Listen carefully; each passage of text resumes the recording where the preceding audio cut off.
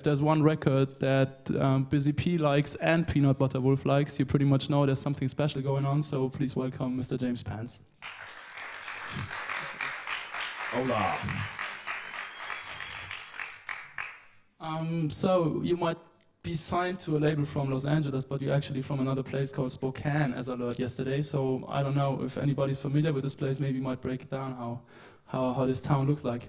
Yeah, is anyone familiar with it, actually? Other guys in my band are. Yeah. And you drove through the wasteland? Yeah. How was it? It's barren. No, it's on the, everybody knows Seattle, Washington, but Spokane is like on the east side of the state, near, I don't know if you saw the movie Napoleon Dynamite, but it's like near Idaho, kind of that vibe a little bit, you know, like pickup trucks and shotguns. But it's really, I really love it. It's like a really scenic town, and there's really nothing going on, so you know you can kind of stay at home and just work on music. But still, as you told me yesterday, a Tribe Called Quest mentioned the place in one of their songs, The War Tour, I guess. How did that come about? That one, that's a mystery to me. I check it out. Nobody believes me. Can we settle this right now? Is that okay? This might help. Okay, is this on? I can't spell right now. All right, here we go. Second chorus. We got lumped in with London and Tokyo. I don't know. You must be proud, huh? It's our one claim to fame. Was that an influence for you as well, or did you only like the song because he mentioned Spokane in there? Was that the kind of music you were listening to when you were younger? Oh, definitely. That was like one of the albums that really got me into hip hop. You know, I mean, when I was really little, I liked like you know, Naughty by Nature, Criss Cross, and all that. But that was like the first real, you know, serious rap album. And when I heard Spokane on there, it was just, you know, it was on from there. So what else was going on in Spokane, like clubs-wise? Were there any concerts? How did you get in contact with music then? Well, I mean, I moved around a lot. My dad is he's a Presbyterian minister, so he was finishing up some, you know, his doctorate, and so we lived in Texas and then Boston, then Spokane, and back to Texas. So we kind of moved around. So I didn't really get into music in Spokane per se. I guess I did a little bit, you know, Steppenwolf and stuff. But yeah, I just got exposed to a lot of different stuff from just moving around and having a variety of friends. Have you ever thought about moving to another place? LA, maybe that would be kind of obvious. A lot of people do that, but no idea for you? I think about it, but if I moved to another place, it'd be like a Spokane version on the East Coast, maybe like Pittsburgh or something. Somewhere where records are cheap and cars are breaking down. Something like that. So records, now we're talking. Yeah, how many do you own? I actually keep it pretty pared down, so I go through every few months and get rid of all the filler, you know, so probably maybe like 2,500 or something, like a wall, but you know. So when you go digging, like, how does that look like? Is it only when you travel, or is there record stores in Spokane, or where did you get your records from? When I first started, just any way I could get in, a lot of thrift stores. Those have kind of dried up over the years, so yeah, there's a really great record store in Spokane. It's spendy. It's like, you know, one of those boutique digger type shops. But I mean, it's real cool. But yeah, mainly when I travel, I go for like records I haven't seen before. So I really don't like to spend too much because, you know, 50% of the time they're not that good. So I just like to go places where I can find a lot of quantity and then thin it out later. Did you have a chance to go digging here in Barcelona? No, not yet, although my bandmates did laundry this morning and said they found a spot. So I have to just go smell it out. So how exactly are you looking for records? I reckon there's more like the people, you know, who see the cover, think that might be interesting and just get the record, others listen to it very, you know, very intensely and think about a long time before they buy it. What kind of digger are you? That's a good question. It's like, what kind of character are you? But I don't know. I really just like stuff I've never seen. I feel like I don't by any means know everything, but I've seen enough names enough to. I guess I just go for stuff I've never heard of, mostly like regional kind of records, but any genre I don't really look for anything specific. I don't sample too much anymore, so it's mainly just stuff to to use as influences, really. So two things maybe. First, why don't you sample anymore? Like, has it got boring, or are there other reasons? Maybe the clearance, because obviously the bigger you get, the more you have to worry about clearance and everything. So, how did that come about? It was just kind of like a natural progression. I used to sample a whole lot when I first started producing, and I don't think there's anything wrong with it at all. I mean, Madlib on the label is a sampling mastermind with, Jay Dilla. But me personally, I found it harder to make songs. I didn't work with any rappers really at the time. I can't rap personally. I mean, you might have heard me try, but I can't. And to do the kind of music I wanted to do, I wanted to have, choruses and basically have key changes, whatever. And it's just hard with a sample to do that unless you're pulling out a lot of parts. So I'm not a huge technology guy, like real good, with computer programs. So I just have limited options. So I decided if I play it, it's just a lot quicker for me to make a song. So I guess we will talk about the production of your album and your new album later on, but maybe one more thing when it comes to buying records or looking for music. I think when you're young, when you have a certain age, you really want to listen to the music everybody else is listening to. You mentioned Chris Cross, you just want to be part of something or whatever. Pretty much the music everybody else likes. So when did that come about, that you started, just looking for music that nobody knows, that nobody else is listening to? Yeah, I don't know. That is a good point, because when I first started buying records, I was looking for people's samples, reading Wax Poetics when that first came out, and just hunting for those big name rare records, which are, a lot of them are really incredible. But there comes a point where there's so many people looking for the same stuff that I feel like you can find better things by just trusting your gut, and whether you like, some lame new wave song. If you like it, then just buy it, instead of, oh, it's not cool, my hip hop friends are gonna beat me up after this. I mean, I get a lot of heat from certain record store owners for buying whack records, but I really like them, Del Shannon and stuff. Actually, he's got some really good stuff, never mind. But, yeah. So it's more about the music itself and not about owning a record or, having this one record that nobody else has and then telling everybody about it. So it's really about the music? I think so. I mean, it is kind of extra special to have that one record nobody has. There's a couple records I buy every time I see just so no one else will get it, but I shouldn't do that. But most of the stuff, common or not, some of the, records that you find for a quarter are fantastic, absolutely. So I don't think price or rarity really matters. It's just how good the songs are. What was like the most unlikely place where you ever found a good record that you used after that or that inspired you? I found one in Spokane that I really, really like. I don't know anything about it, but I know Peanut Butter Wolf has one, and he's the only other guy I know who has one. So he has everything. But it's by a guy called The Prophet, and it's like, I call it a bad record, like BADD. Like, it's a kind of music I like where the song's maybe not very professional, but it's really interesting to listen to. So it's kind of like a mid-80s funk record that's got really kind of atrocious vocals, but there's something about it. It's just weird. It's like broken beat music, really, from the mid-80s. I can play you one if you want. Yeah, sure. Be forewarned, though, the singing's a little out of tune, but I think that's what makes it. I think this guy has the attitude, and he's got his heart in the right place. He just doesn't have the know-how. So, what is a good one? Okay, here's a weird one. I don't know if he got any girlfriends out of that, which I think was his motive, but it's a great record. It's a great record. So you seem to be pretty much on point with your iTunes business, like no typos in there, all the genres and everything, but still you're a record collector. So when you buy a record, do you digitalize it right away, or where did you get this music from? Yeah, I get around to. I record all my records on iTunes. When I DJ out, I use Serato a lot for just traveling. I had some records lost for a few days in Miami a couple years ago. And at that point, I was doing only vinyl until then, and I just, like, enough of this. And now I really love Serato. It's, like, super fun to play on. So, yeah, I digitize all my records. I try to have it as specific as possible, so you can just type in, like, weirdo, and all your weirdo songs come up, or something like that. So we're already at a point where there's actually nerdism for iTunes as well, okay? But there's what? And like nerds with iTunes? Oh yeah, definitely.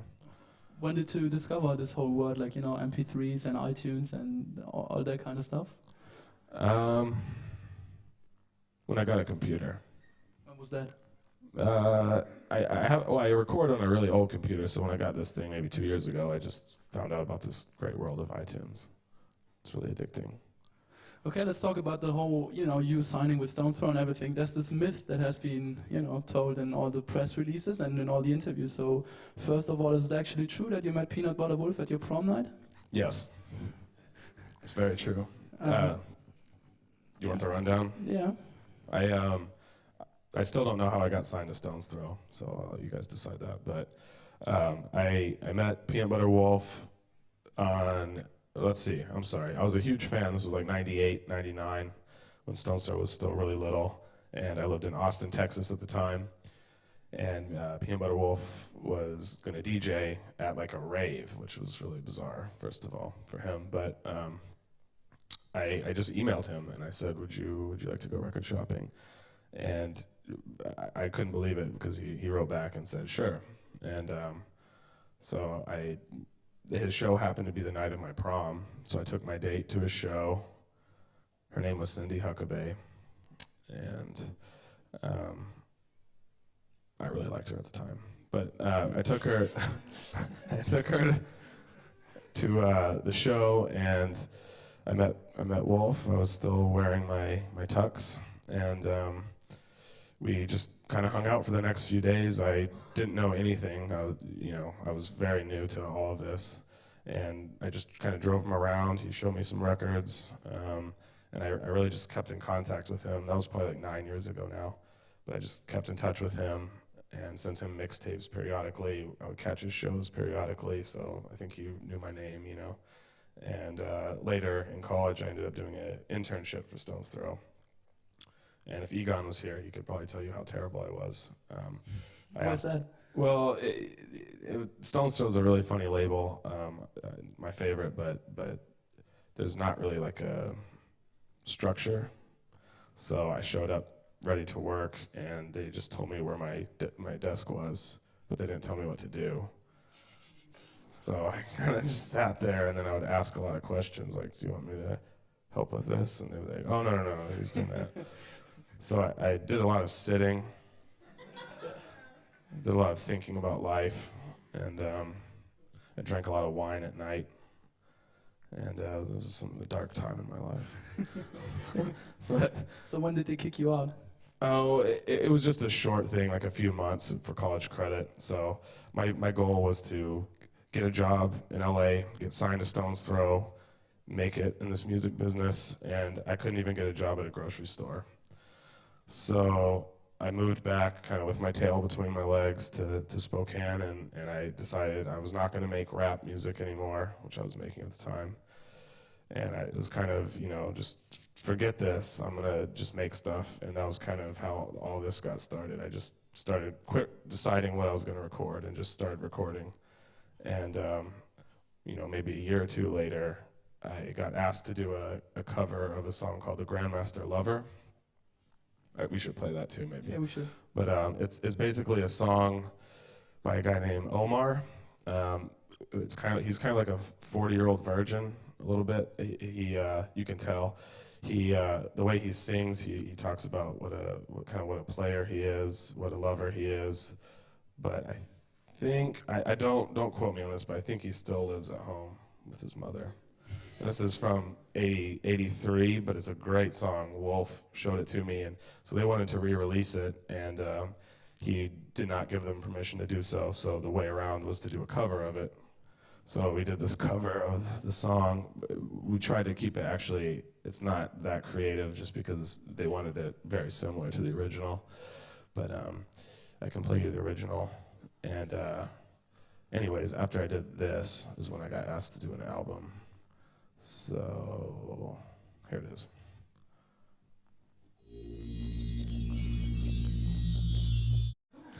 So your iTunes still says unreleased for the cover version. Why didn't it get released in the end? You know, I don't know. Peanut Butter Wolf, I think mainly we agree on, we both really like bad music, you know? And I think they were going to release that with, like, do a promotion where you buy hot dogs, like, outside a club. Like, when you leave a club and it's 3 in the morning and you're hungry, you buy a hot dog and you get a free James Pants 45. And I think that was going to be the one. You said you were making rap music at that time when you had your internship at Stone Throw. What does that mean, like beats, or did you rap? Mainly beats. I used to be in a rap group in Austin, Texas. It was like it was a black nationalist rap group, like kind of a Black Panther thing, and I was the white DJ. So it was always a little tense, but they were really good guys. Actually, one of them is Dion Davis, who's on my record. But yeah, I made the beats for them, and as soon as I moved for school, I was just making beats in hopes that I would meet this rapper that would just be perfect, you know. Could she play any of the records with the group, or is there something you want to hide from the public? With the group? Yeah. I don't think I have any on me. How terrible is that? I was a little embarrassed. We were named Ballistics with an X on the end. I thought it was a really good name for high school, you know, high school times. Good times. What was the name of the girl again you took to prom night? Ooh, my wife's gonna kill me. It's Cindy Huckabee. Did she get a copy of the record, of your album? No, I don't know where she is. I'm hoping she's watching. So let's talk about this album then. When did you start working on it? Like the Welcome album, obviously, the album was talking about before. Yeah, the Welcome, I didn't start working on an album really. I just was making songs.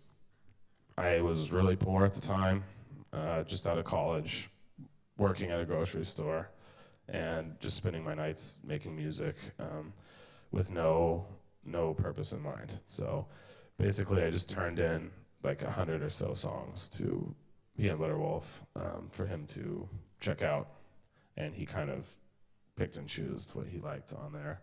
But yeah, it was right after my internship with Stone Throw, so maybe like 2002 or so. Started making just all kinds of stuff. So it's like all the songs have been recorded throughout 5 years. Yeah. I was that was kind of a place where I just discovered 80s boogie, and I discovered it because it was cheap at the time. Everybody was into funk records, and so I couldn't afford them, so I bought whatever was in the dollar bin, which at the time was 80s R&B, and I just kind of fell in love with it. So even though the record comes out now and 80s R&B is really cool, it was like, I don't know what I'm saying. I'm not ahead of my time, no. But I was into 80s music before it was real trendy, just because it was cheap. And now that's why I started doing like new age music, because those records are $1 right now. So basically whatever's in the dollar bin, my theory on life in general is any genre that you can get for cheap is probably the next genre that's going to be really trendy. Were you surprised when you realized that suddenly this music became kind of trendy? I mean, I mentioned before, a lot of people really dig your album that maybe come from a very unlikely place, you know, people you wouldn't expect to actually listen to your music or play your music. Were you surprised when all of that happened, you know, when the people with the funny sneakers and the funny caps started playing your music? Oh, totally. I live in the forest, more or less, so I just get surprised that any of this happens, you know, like, I'm in Barcelona. It's pretty crazy. Did I answer the question? Pretty much it. It was a clear yes. So I reckon that the Cash record of the album has been remixed by like A-Track and Exchange. His is good. I mean, it obviously has nothing to do with what you basically do, or do you think there's like a kind of connection in there? I think so. I think with the Welcome record, there's definitely kind of, I won't say club music, because we tried to play at the club the other night, and I think we scared some people, but it has kind of a backbone of club music, and so I think a lot of DJs have found the certain songs they like, you know, and it is a little different because it's not quite as polished, and so I think that's helped a lot too, just because there's that little raw aspect. So I think there is a little overlap between, say, A-Track or, you know, 8 tracks version in mind. So how do you blend it in this world? Is that something you like going to clubs, play at clubs, and check out this music? You said yesterday that you wouldn't listen to any new music. So how does that go together? Yeah, well, I've been trying to listen to more new music. I have no excuse, you know.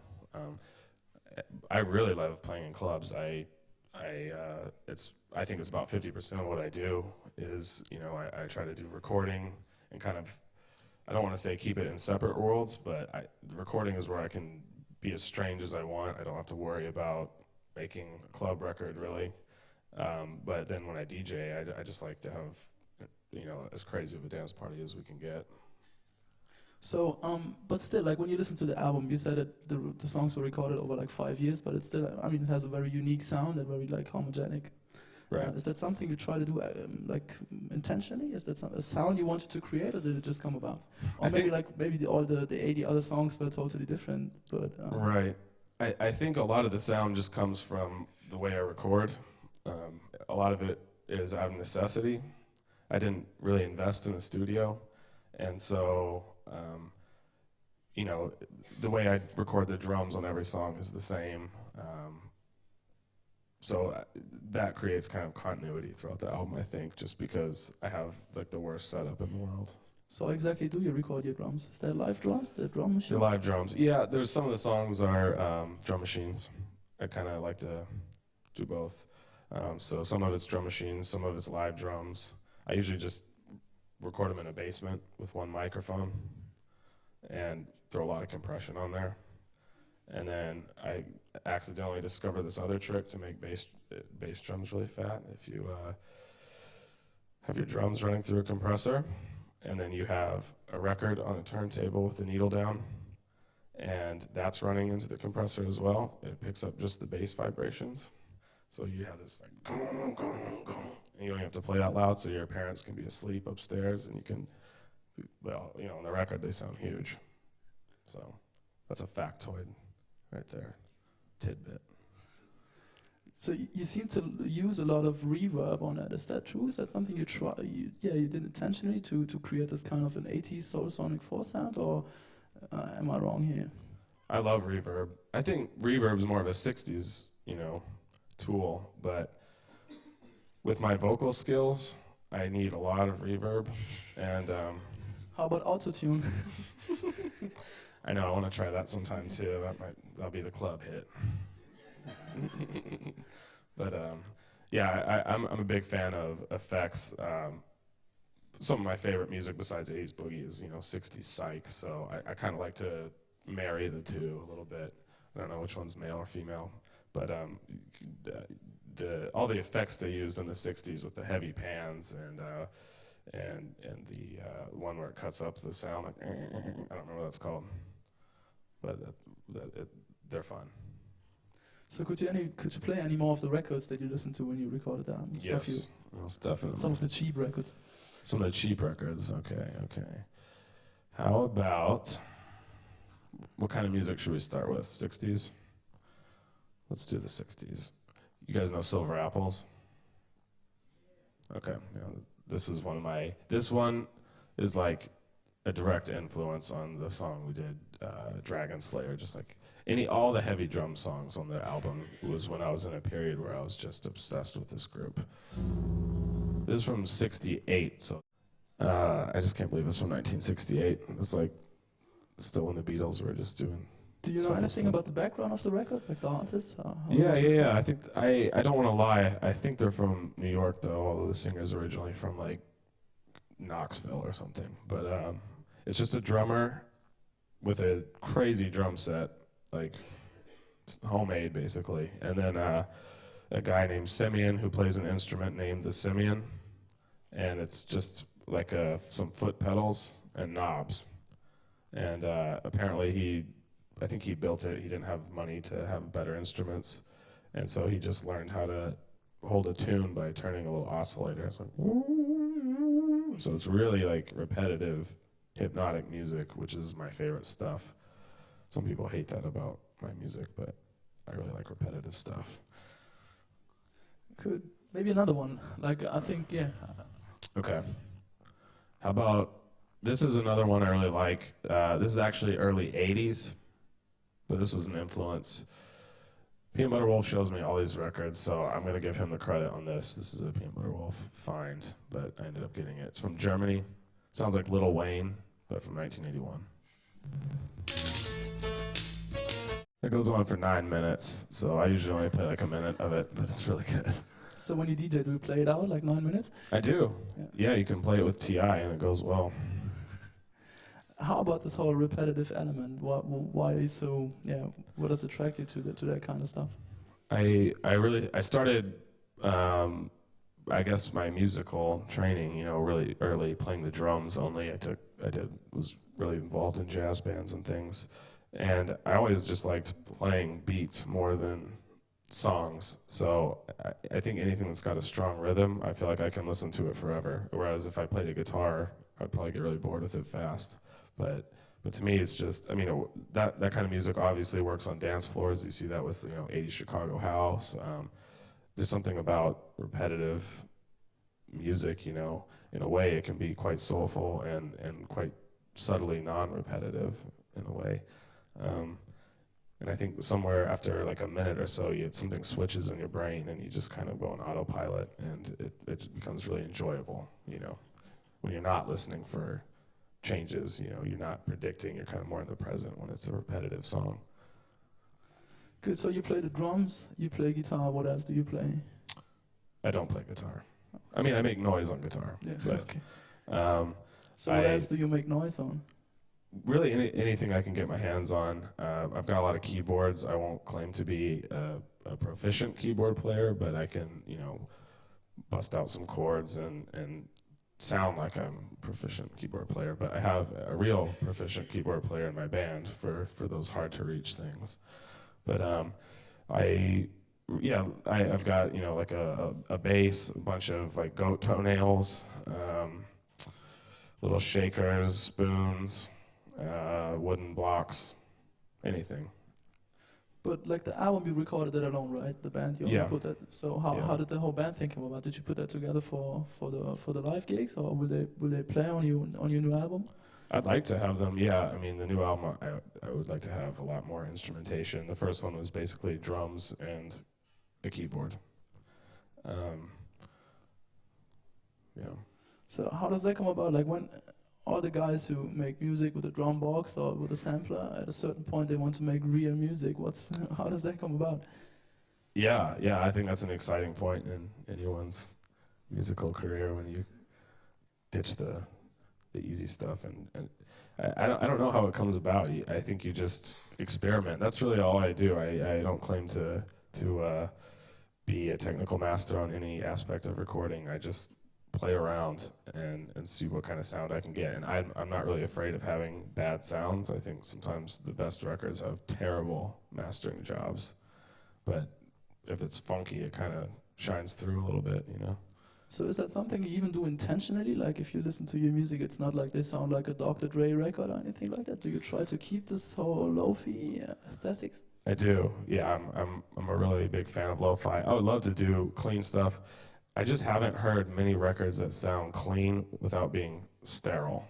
Like I think the more equipment and the more process you use to go from start to finish, I think each little step of the way has the ability to suck a little of the life out of the music, unless you really know what you're doing, And I know my limitations, so I think my stuff's always going to be a little lo-fi. So how long does it usually take you to produce a song, like from the beginning to the end? It really varies. My general rule of thumb is to go very quickly. If I don't have something workable within a few, maybe 15, 20 minutes, maybe half hour, if I don't have some skeleton of something that I think is good, I scrap it, because I'm still learning this, but I found that when you really try to work on a song, at least for me, I'm not much of a perfectionist. My wife is, but when I really try to work on a song and put my stamp on it, it just doesn't work. I like to kind of play something really simple and then just kind of see what it needs. instead of plan it. So I always think, the quicker the better. It's more right off the top of the brain, which is a little more soulful, I think. So what is usually there in the beginning when you start with a track? Like, where do the ideas come from? Is it always an idea, or do you start laying the drums, or is there a scheme maybe for that? I usually start with some melodic instrument, keys, guitar, bass, something like that, and just try to get something real simple that you can expand on, maybe 3 notes. And then all of a sudden you do that a bunch, like and you have drums, then you have some chords, and then voila. So maybe you could play a song off your new record. You told me yesterday that it would be kind of a different direction, so maybe it might be interesting to hear one of that. Yeah. What's so funny about it? No, I finished this Stone's Throw record, and that came out in May. But I started on another one of Catholic music. So I don't know if there's any Catholics. I haven't joined the church yet, but I might. But it's kind of Catholic psychedelic music, mastered really horribly at the moment. So that's one. It's about getting the ID chip put in your hand. Like the Day of Judgment.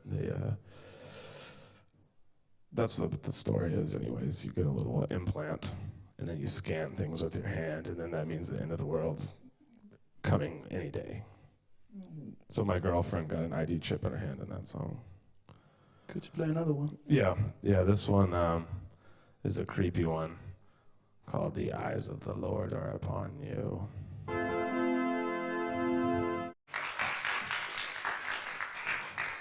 It gets creepier, but I won't spoil that.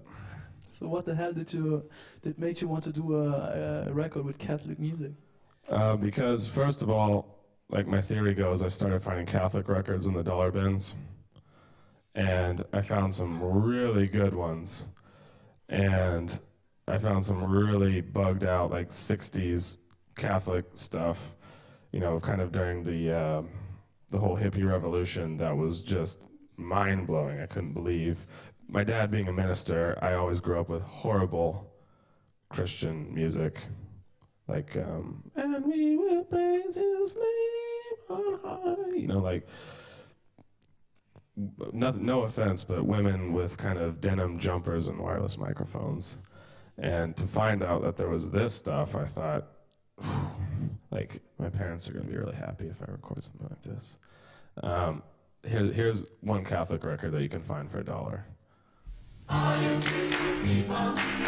So we've got a vocoder mass right there. To me, that's forward thinking. I would go to that church. Anyways, yeah, so dollar bins again. So how did you find out about this kind of music? I don't really do a whole lot of music research, like reading. I think it's kind of like a personal journey, like maybe I'm old-fashioned, but I just kind of buy what I see, and I think that kind of, you can't predict what you're going to find, and when you do, you usually pay a lot of money if you're after certain things. So you just kind of come across whatever you get, and that kind of dictates or influences what you will be doing. That was really long-winded. I hope you understood my point. Pretty much. So when you try to recreate that sound, correct me if I'm wrong, is this recreating? Like, are you actually trying to, find the exact vibe of these records? No. I just like to see the combinations of things they come up with. Like, it's just really as an influence. Like, I feel like maybe it's my zodiac sign. I'm a Gemini, and so I just get really into Catholic music, and then next month it'll be new age music or funk, and then pretty soon I've got all 3 together and it's on one song, and then you've got a new sound. What do you think is the link between these genres? Is there anything that makes you like 80s boogie and that kind of music, and the 60s psych rock and all these kinds of stuff? Yeah, I think everything. I mean, it's totally. I don't know how to describe it. You can't really describe it, but I really, the more I get into music, the more I realize like everything is, there's some kind of energy level that runs through good music that you can't really pinpoint, but it doesn't matter the genre. You can usually tell, and of course it's personal tastes, you know, so I might not like something that really is good, but I feel like I can just kind of hear like, you know, I see what they're doing, or I can feel a rhythm even if there's no drums on it, and so I think it's funky, and I show a friend who likes funk, like, isn't this funky? And they usually go, no, but I think it's funky. So you really seem to be concerned with what you think you find is funky and other people find funky. How does that come about? I mean, you told me yesterday that you know, when you come to a club or play a concert, that it's always like kind of a surprise for you when people dance to your music. Sometimes you don't really know if they like it. What's the point in there? What's the point of it? Yeah. Because I just don't like stuff that's too in your face as this is what it is, like funky funk. Like this song is so funky, I'm playing the funkiest guitar, and like that's too easy. Like it's fun to be like, there's no guitar on this song and only a bass drum, and if you can hear the funk, then that's great. You know, like it's just like a little challenge. And you don't, of course, don't want to alienate audiences. So I think there's a lot of songs that people know and love that, you know, ride that line very well. But it's all, I think all of music production's about subtleties, you know, like resist the urge to go full throttle on one thing, and kind of, I think it just has a lot more character if you lay back in it, you know, and just let the music speak instead of try to add all this stuff. So what could be like an influence for the next record, the record after that? Is there any other genres that you really like and nobody else does? I really want to do a record for T.I.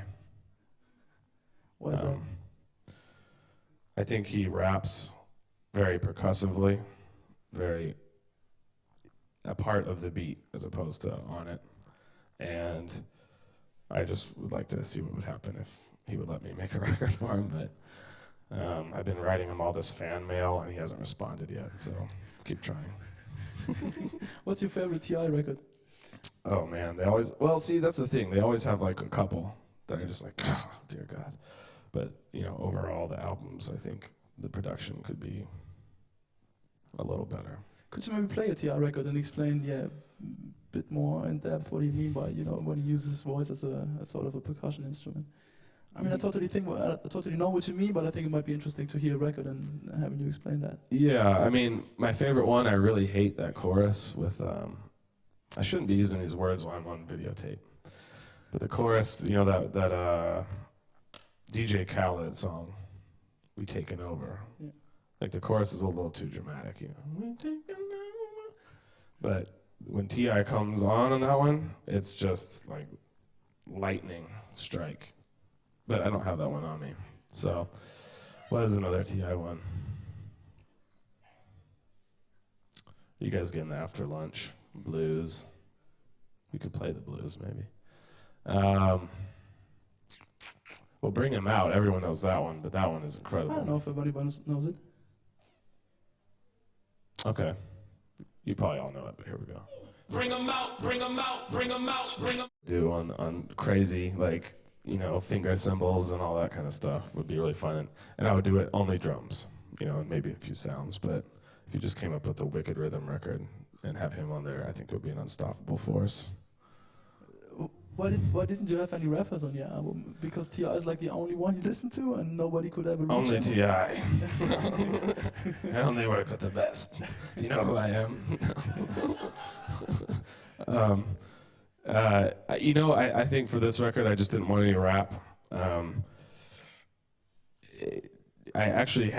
did have a rapper on it, but he was singing, Dion Davis, and I do have a version of Crystal Light where he raps, and it's actually pretty good, but I think Peanut Butter Wolf edited it out.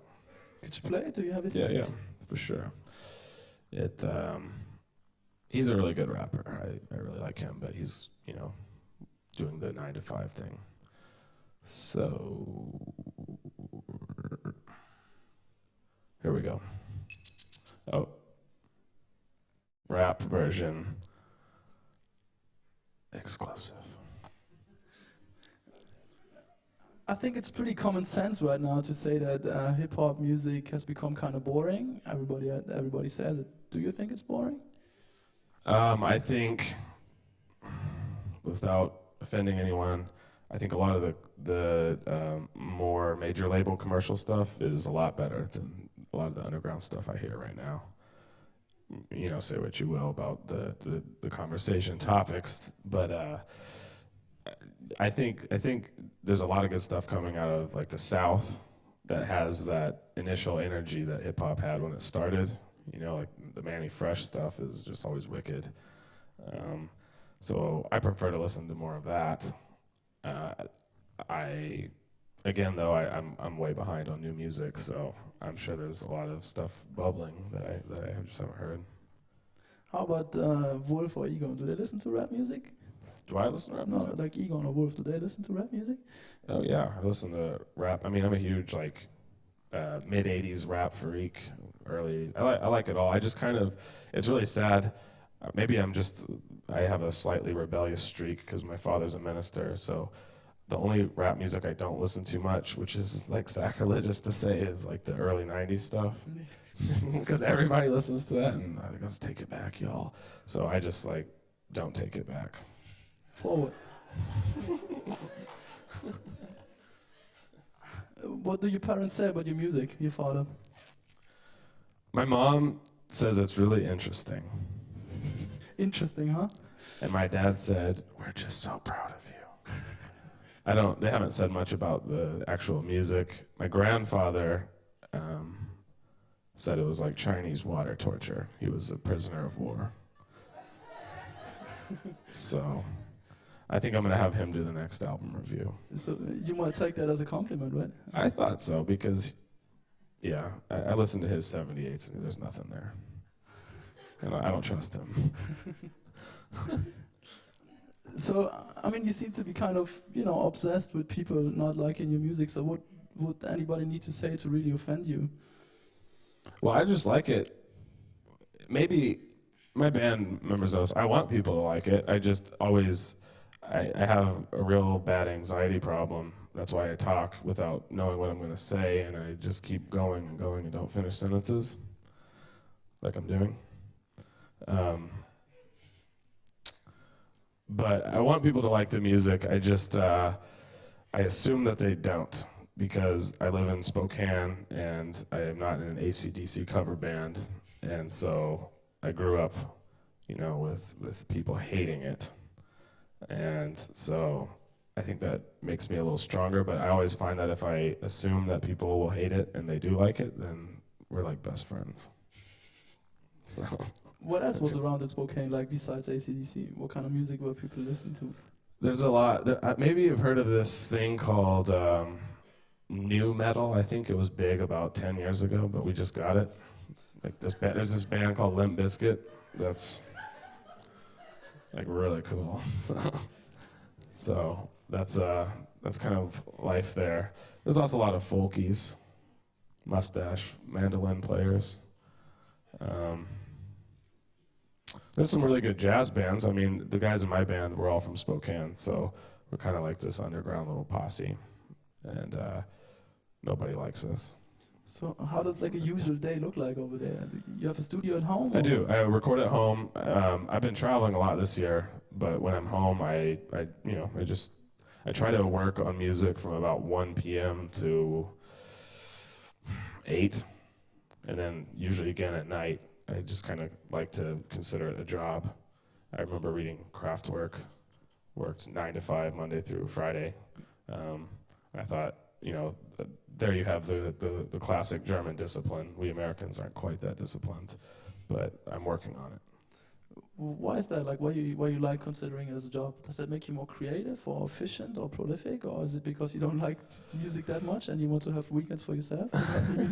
Well, I like working on it. I really like working on my stuff at night. I've been doing a ton of remixes, so I really enjoy doing those, but I consider those more like a job because it's somebody else's song, I can play you one if you want. Do one for Beck. I don't think it's gonna come out though, but we will see. Do one for Beck, and then I just did one for Converse for that Pharrell song too. So I don't know, which one should we go first? That's fine. Okay, Beck. You guys know that song Gamma Ray? Okay, here's Beck. So there's my commercial song right there. So you said when you remixing other people's music, it feels more like a job. So how do you feel when other people remix your music? I love it. I like to hear, I mean, A-Track did a remix of Cash that sounds totally different. And it's a lot more club friendly in a good way. And yeah, I mean, I think remixing is really fun. I said it's like a job, but it's a really fun job, you know. When did you realize that music could be like your job? I kind of didn't think it ever would be. Really, I was working in front of a computer doing retirement plans. Europe, I don't know if Europe has that, but anyways, in America, we have terrible health care, and also when you retire, you have to like have all this money saved up. So I worked on that, like, you know, the investments, financial stuff, terrible. But I would do that during the day and work on music at night, and I just thought that's how it was going to be, and I was content with that, you know, just making music for myself. I had a good time. I would every now and then DJ and go out and play it. So when I actually saw that this could be viable, it's just crazy. It's crazy. I'm thankful very much. Were you already DJing at this time? Like, were you already DJing at this Yeah, time? I started DJing when I was like 16, and I wasn't good until maybe a year or two ago. I was, people wouldn't dance, you know, so it takes a while to get that down. So why are you good now? Because people dance now? Well, I won't say I'm good. I don't play much new stuff. It's mainly old, so there's always that challenge. Like when you're in a club environment, you know, where a lot of people are playing more dubstep and whatnot that has just massive bass, and then you come with like a Sergio Mendes song. It's just like, you know, girls kind of scowl. But I think I'm able to find a happy balance between, you know, on just big club stuff as well as old stuff that everybody can still dance to. And, you know, I also do something called the Golden Oldies Countdown. It's not really a shtick. I really like them. I grew up on like AM Gold radio, so we count down the songs of yesterday, today, and beyond, number 30 to number 1, the most requested on 5:40 a.m., 5 to 7 every Monday morning on the James Pants Golden Oldies Countdown. Like, you know, the Monkees and stuff. Yeah. That works. That works in the club. So how important is the DJing? Like, is that more of a necessity because you have to make money because you cannot put out a record every 2 months, or is it like, does it influence? Does it inspire you as a producer as well? I think it's probably the best thing you can do for in whatever you play, whatever style of music. I think it's really good to DJ because it's really easy to think that you have great stuff. You know, I always used to think, oh, this new song's so good, and then you play it and people like frown and go to the bathroom, and it's just kind of a good instant feedback, and seeing how much you can get away with and still have people dance, that kind of tells you like there's something about these songs that still works, you know, or if you play songs from 40 years ago and people still dance, you know, there's something in it that's still good. So I think it's a good educational tool where you get instant feedback, you know, to see what works, what doesn't work, how much can you get away with, really. So what was like your most unlikely success when playing at the club? You know, a record where you thought nobody would dance to, and then everybody started dancing. That's a really good question. It always seems to be Sergio Mendes. No, I would say this one. Too played out. But if you only play that much. So what was like your worst bathroom moment? Something you thought would really actually kill the dance floor and everybody went to the bathroom? And they sent you home? That happens at least once a show. Any examples? It's different every night. It depends on the city. We played in Budapest not too long ago, and I DJ'd after. I don't remember what I was playing, but there was a few songs where I was like singing along with them. Maybe it was because we had too much Hungarian beer, but I was singing with the records, and a lot of people went to the bathroom. So mostly the songs where I am on, those are the ones that go to the bathroom. Who's like the best DJ you ever saw play at the club? I've got a couple. Kenny Dope is one of my favorites. Peanut Butter Wolf, definitely. I know Banga's playing tonight, and I had never seen him play, and I played with him in Liverpool months ago, and he completely destroyed me. So I think I played, and people were like, and then he played, and all the girls went insane. So The girls? Girls at a dubstep party, really? yeah, Where was that? in Liverpool. Oh, okay. And I was really humbled. So he's probably up there too. So this whole like European dance music, dubstep kind of stuff, is that an influence for you? Have you always listened to that? No. I just started hearing it, about it a couple of years ago. I like some of it for sure. I never want to be like one genre, like, oh, he's a dubstep guy, or just because that's not me. Some people are very more detail oriented and can focus and probably get good at one genre, whereas maybe I would prefer to be pretty good at a lot of different stuff, So dubstep, I guess we can throw that in the blender, but I haven't made any dubstep yet or anything. Is there a scene like in the US where you're from for dubstep? I think it's growing. Again, I don't live in a big city, so we miss a lot of those kind of things. We just heard about this band called Guns N' Roses, but so I think probably in a few years it'll hit where we're at. But I know in LA, New York, there's a lot of people that bug out on it for sure. The States is kind of weird just because it's so spread out. The cities are so different, What's wrong with Guns N' Roses? Oh, they're great. Yeah. Welcome to the Jungle has a pretty vicious guitar. Yes. I'm pretty good at Any it. Guns N' Roses fans in here? I think I saw a Motorhead shirt too. That's pretty cool too. We just heard about them too. So if you would need to wear one band shirt, what would it be? One band shirt? No. One band shirt. That's always hard. I usually just buy the generic ones like Nirvana and Jimi Hendrix just because it's funny. Everybody used to wear them when I was in junior high, and now nobody wears them. So maybe something like that. Probably Gary Wilson, though. Gary Wilson shirt, if there is one. That would be up there. He's one of my all-time top fives. What's so special about Gary Wilson? You mentioned him before. Yeah, we were talking about him the other night. He's someone I really look up to as far as what kind of music is he? No one knows. I call it like psychedelic lounge, and then somebody gave a good description of he's the kind of music you play at a party with like broken glasses, I thought it sounded really heavy at the time. But yeah, I don't know what you would call Gary Wilson. Are you guys familiar with him at all? Okay.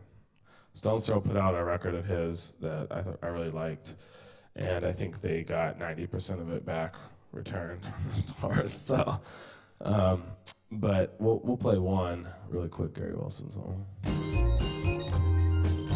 Like 5 songs because there's so many switches and tempo changes.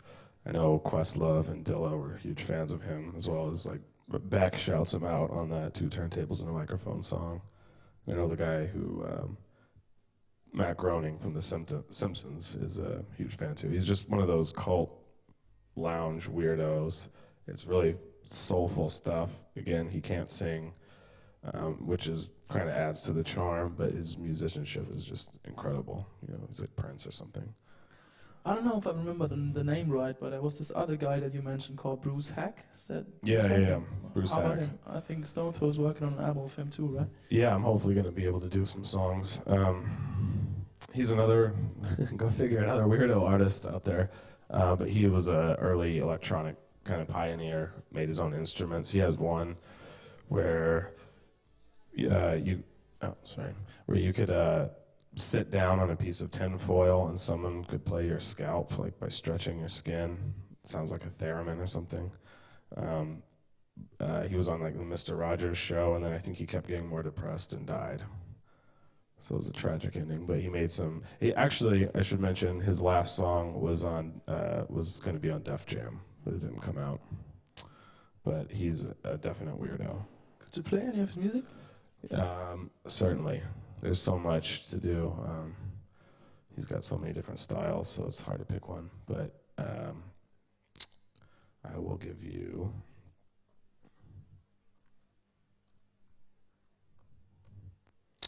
How about.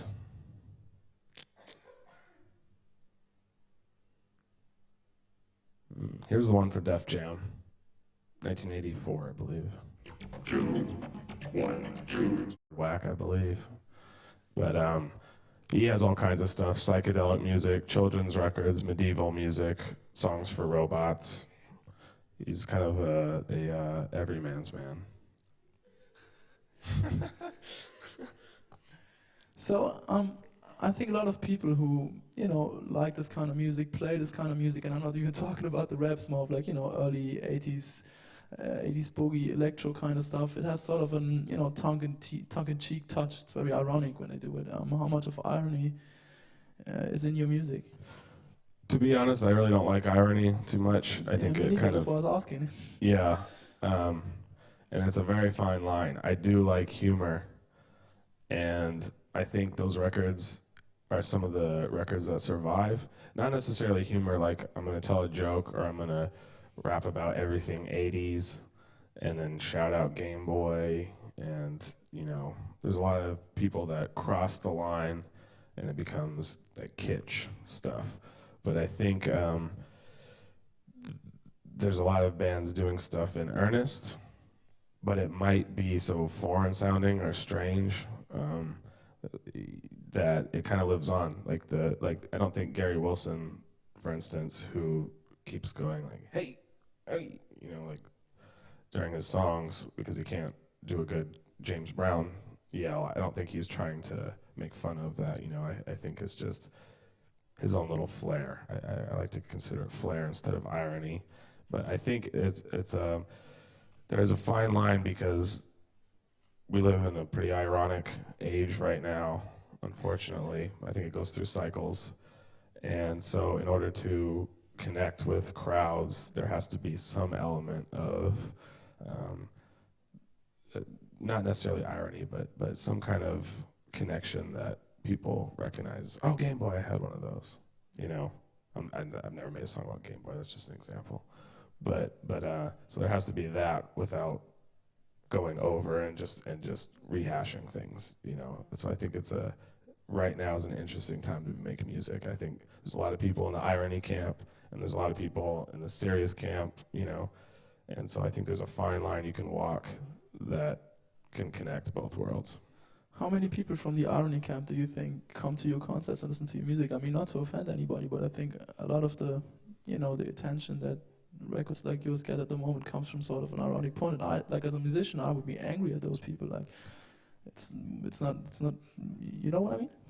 Strangely enough, I guess I do play some more ironic club nights, mainly in like LA. But for the most part, I seem to get booked, maybe because of the Stones Throw connection. I end up playing like pretty serious shows, which is great, because I don't really fit in with the too much of the hipster scene. I'm too much of a nerd. I don't know how to talk to people, and my hands get sweaty. So maybe from an outside perspective, why do you think is this whole I'm a nerd, I'm retro, I'm whatever, why is this so big at the moment? Is that just because everything was gangster before that, and now it's that kind of vibe, or where does that come from? Do you think? I think it's just cycles. I mean, that's what I've noticed. We always are going through cycles where certain things are getting rehashed, you know. And in the 80s, I feel like the 80s has been going on for like 5-6 years already. I feel it's still going.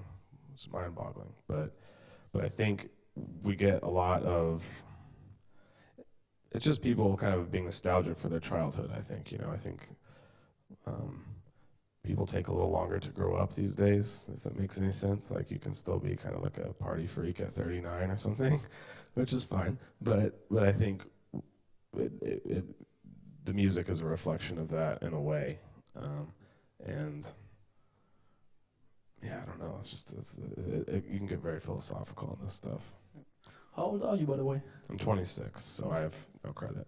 So there's like no original 80s influence in music, right? I grew up, my parents had a couple records, not very many. We had Whitney Houston and Footloose. So I grew up on those two. Yeah, basically that until I started buying my own music. Good. Any questions? I think we're pretty much done. Any questions from your side? Just how long are you going to talk for? Could we hear some from your record that came out in May? Yes, certainly. That old thing.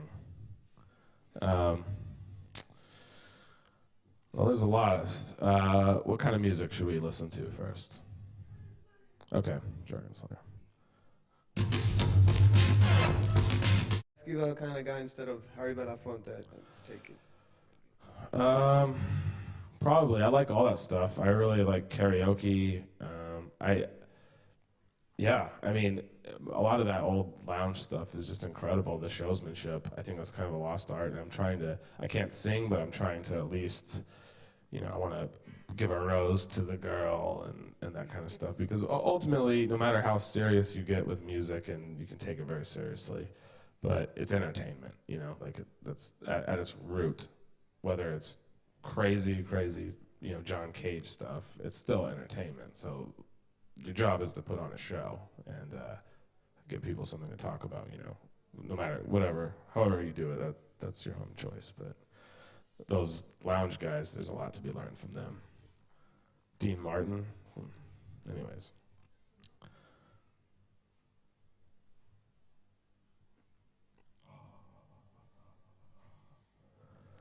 Anybody else?